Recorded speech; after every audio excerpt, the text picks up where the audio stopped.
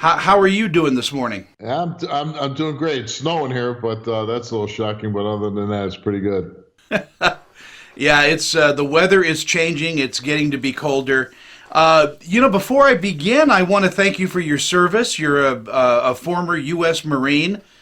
What a terrific job the Marines do.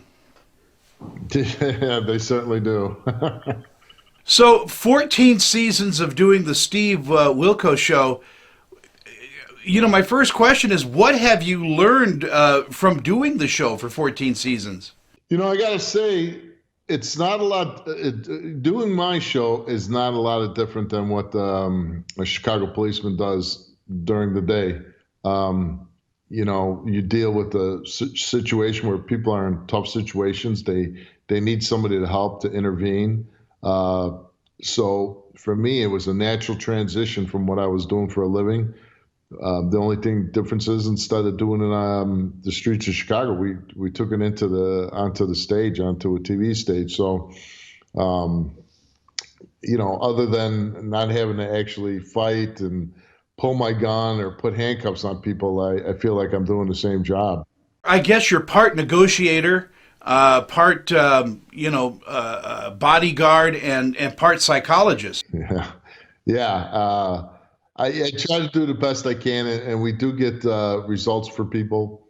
A lot of people are happy after they've been on the show. A lot of people really express gratitude to myself and my staff. So that's a good feeling because we're not just entertaining people, and people say, "Oh, somebody's guessed that they fail lie detector tests or something." They'll be like, "You're just doing this for ratings," and I'm like, "Yeah, you're on a TV show. I've never tried to hide that." But the fact of it is, you're guilty. You did it, and that's just the way it is. After 14 seasons, do you have a favorite moment, a favorite person that's been on the show?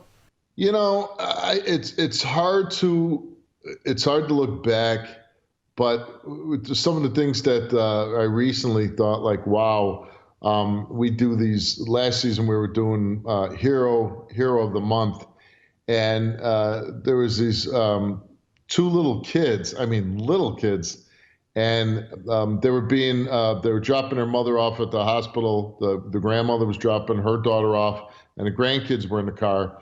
And some lunatic jumped in the car and was going to kidnap the kids. And the boy was smart enough that he unbuckled his sister and dragged her out of the back seat of the car, saving her from being kidnapped and himself.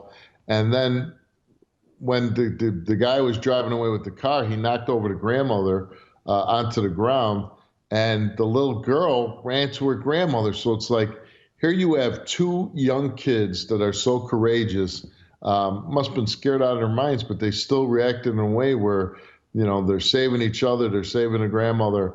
And that really had an impact on me because, we have adults that aren't even courageous for their own kids, won't make the right decisions or won't protect them. And, here two little kids are doing everything they can to protect each other. So that one really stood out in my mind.